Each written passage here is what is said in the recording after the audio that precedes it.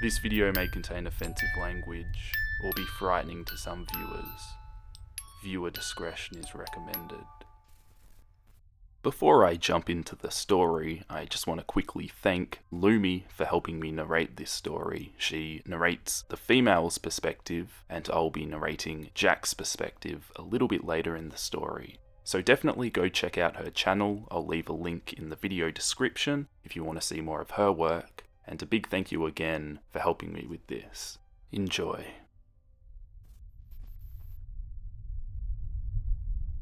Chains. I leaned against the wall, clutching my stomach, panting heavily and feeling numb all over. Blood was splattered all over me, and I'm pretty sure about a quarter it was my own. But I couldn't really focus on that. Right now, all I could think about was the limp figure lying on the ground in front of me, blood pooling around him. A knife lay on the ground next to his open hand, the glistening blade tinted with red. The same red on my shirt. My stomach lurched at the thought that it had come from me. "Buddy," I choked, covering my mouth as tears formed in my eyes. Memories flashed by as I stared at his corpse, remembering his bright smile and deep horse-like laugh. He'd taken me in when I was a little kid, after my parents pretty much abandoned me. We lived alone in the mountains, miles away from other people with only a computer connecting us to the rest of the world. Even so, we were never lonely. We had each other, and I grew up happy and loved. He was supposed to be my guardian, my protector. And now he was dead. And he had tried to kill me. Vomit crept up the back of my throat. I didn't know whether to swallow it or just let it out. Why? Why had he tried to kill me? We'd had so much fun over the years. Not once did I ever see any signs indicating he didn't like me. There was no abuse, no disconcerting looks or terrifying nights.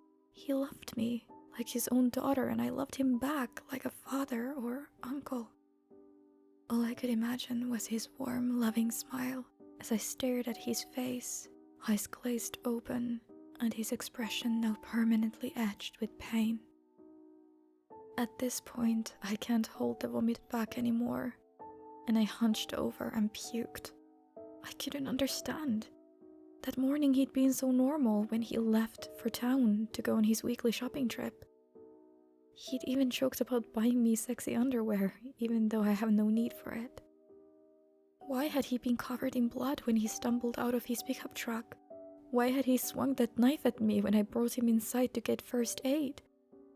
Why had he kept looking at the basement? The basement. My eyes darted over to the door behind his corpse, my breathing still heavy. I'd been in there a few times, but not often. It wasn't that I was forbidden to go there, I just didn't want to. He'd filled it with stuff about monsters and murderers and stuff, but he was a horror fanatic. Always had been. But he never could get me into it as much as him. He spent a lot of time down there, watching horror movies and stuff like that, but now that I thought about it, he'd been going down there more and more. Was that the reason?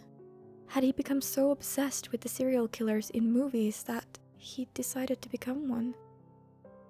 The thought was ridiculous. If being a horror fan was enough to become a killer, that stuff would have been illegal by now. But the body I knew wouldn't murder someone. He just wouldn't. Not a stranger, not an intruder, and especially not me. Wiping the vomit from my mouth, I stumbled to my feet, using the wall for support. Sharp pain shot through my side where he'd stabbed me, but I didn't care. Slowly, I approached the door and grabbed the handle, taking deep breath before I opened it and entered the dark abyss. How long had it been since he had last seen the sky? How long since he had last been able to roam freely? Those were the questions on Jack's mind as he sat in the corner of the room, arms suspended above his head by metal shackles, and his hands stuffed into steel mittens. It had been so long since he'd last held his scalpel, so long since he'd last been able to move freely. The human mind could only be idle for so long, and even though he wasn't human anymore, he could still feel what remained of his sanity slowly slipping away. A failed attack had led to him getting captured, but instead of being turned over to the police like he'd expected, he'd been chained up in his intended victim's basement, with no visible means of escape. The only comfort left was that his captor had allowed him to retain his mask, only removing it to feed his inhuman prisoner. The door creaked, and Jack tensed, listening as footsteps descended the stairs. The scent of blood laced the air, making his stomach growl in hunger. It had been 2 days since his last meal, and even then it was meagre at best. Saliva gathered at the edge of his mouth at the thought of eating, but he didn't look up. He didn't want to look at his captor, at least not of his own volition. That man would come to him on his own anyway, and force him to look at him. He would tear off Jack's mask, despite his struggles, feeding him an organ skewered on a stick in order to stay out of the range of his sharp teeth. That was how it always went. However, the footsteps stopped. For a long time, nothing happened. Finally, Jack slowly raised his head, peering through the black gauze, filling his mask's eye holes, to look at his captor. However, instead of the tall man with the beard, he saw the unfamiliar figure of a teenage girl staring at him with wide eyes. When I went to the basement, I didn't know what I was expecting to find, or even what I was looking for. As I descended the stairs, I couldn't help noticing that the lights were already on their dimmest setting, giving the room's contents an eerie glow. Horror movie posters and weapons lined the walls, with action figures, replica masks, life-size standees of horror icons, and other horror-oriented merchandise lining the floor and tables. Glancing around as my eyes adjusted to the darkness, my heart came to an abrupt stop. Leaning against the far wall was a figure clad in black, barely visible in the darkness, save for a navy blue mask and tufts of brown hair sticking out of a hood.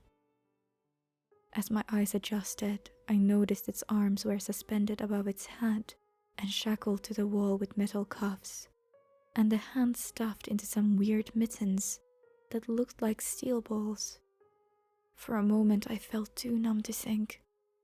Please, please be a prop, I silently pleaded. Please don't be real. Please, please don't be a real person. As if hearing my thoughts, the mask shifted and raised, the black eyes with dripping black paint seeming to meet mine. My stomach sank upon seeing the movement, and I felt like I was about to throw up. No. Buddy was keeping a person down here. He had a person chained up in the basement. How long had he been here? I was eating dinner right above here while a person was locked in the basement, sleeping in my warm cozy bed while he was forced to sit here with his hands freezing inside steel fetish mittens. That mask, it looked like something out of a horror movie. Had Buddy forced him to wear it this entire time? Somehow I managed to swallow back the bile and opened my mouth, but no sound came out. I didn't know what to say, what to do. No, I did know what to do. I staggered across the room and knelt in front of him. Pain shot through my side again, but I gritted my teeth and resisted the need to cry out as I clutched the wound. Are you okay? I managed to ask, my speech halting and slow, as I tried to keep the pain from showing in my tone. Right now, that was the last thing he needed. After a moment, he gave a single nod, filling me with relief. Good. My name is Melissa. Here, let me help you get this off. I reached for the mask to remove it, but he recoiled and shook his head violently, catching me off guard. Don't you want it off? There was a pause, and then he shook his head. I took that as a no. This puzzled me, but I wasn't really in the mood or mindset to ask questions. There was still too much to process. My beloved uncle figure had just tried to kill me, and now I found out he was a kidnapper. Everything felt like a horrible nightmare, but the pain in my side was a constant reminder that this was all too real. When Jack saw the unfamiliar girl, he found himself catching his breath. Even in the dim lighting, he was clearly able to see her messy hair. Her eyes were wide and almost seemed to glow against her face.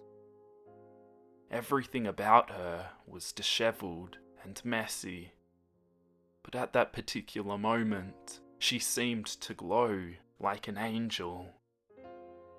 After a few moments of staring, he realised the red splotches on her shirt and pants weren't part of the design, but were blood. Seeing it made his mouth water even more, hunger quickly rearing its ugly head. But he fought back his desire to attack. He wasn't exactly in the position to do so anyway.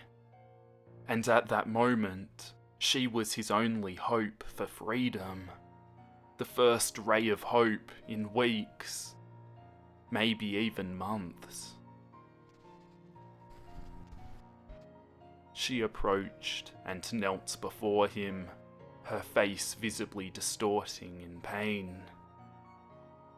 Up close he noticed there was a large tear in her shirt, through which he could glimpse a large bleeding cut, which didn't help his hunger pangs. Was all that blood hers? He hoped not. She couldn't pass out on him now, or they'd both probably die. Obviously fighting off the pain, the girl asked about his well-being. Her voice was musical compared to that of the man's raspy voice. That man, where was he? Was he upstairs? He'd worry about that later. For now, Jack needed to focus on escaping. He didn't dare speak, not wanting this, in human nature, to slip out. It had been a while since he last spoke, and his hunger didn't make him very trusting of his ability to speak normally. For that same reason, he recoiled when she tried to remove his mask. If she saw his face, he needed her to free him first. The girl seemed a bit taken aback by it, but she accepted it without question and began inspecting the cuffs. Do you know where he keeps the keys for these things? She asked, her voice still slow and halting. That cut in her side must really hurt. Reflexively, he tried to move his hands to point, but obviously that wouldn't work.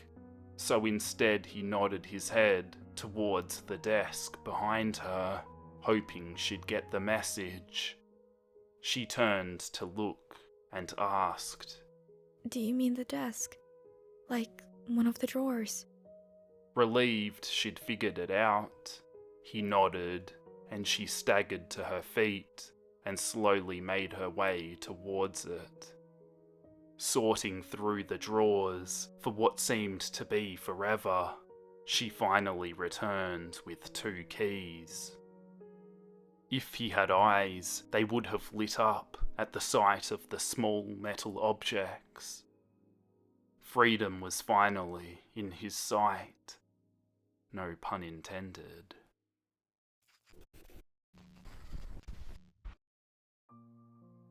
Keys in hand, I reached for the padlock on the shackles and tried to open it.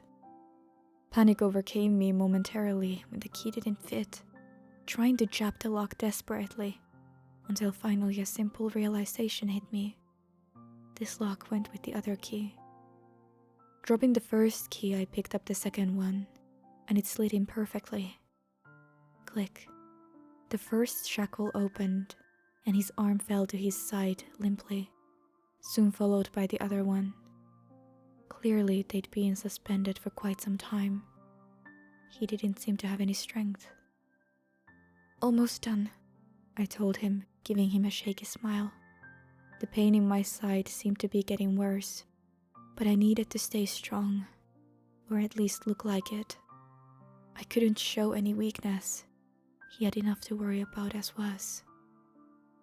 I lifted one of his hands by the wrist, my hand shaking the entire time, and used the first key to undo the padlock. Click.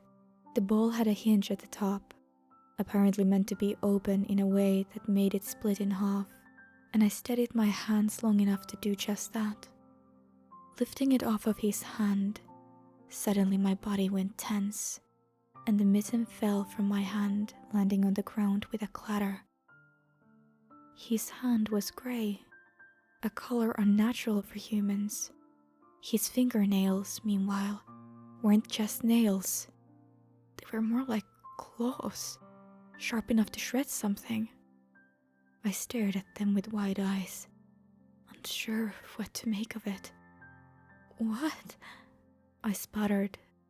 But then suddenly he lunged at me, knocking me onto my back and pinning me to the ground. His one free hand wrapped around my neck, squeezing tight. I was so shocked, I didn't even try to fight back. I just stared up at that navy blue mask. What the... At that moment, everything seemed to crash around me. All of the insanity of the night came to a head in my mind. I just couldn't take it anymore. Eyes fluttering, my vision blurred, and I blacked out.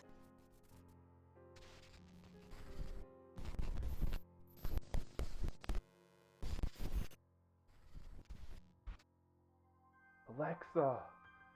Alexa! Wake up! Alexa! I could hear my father faintly calling out to me.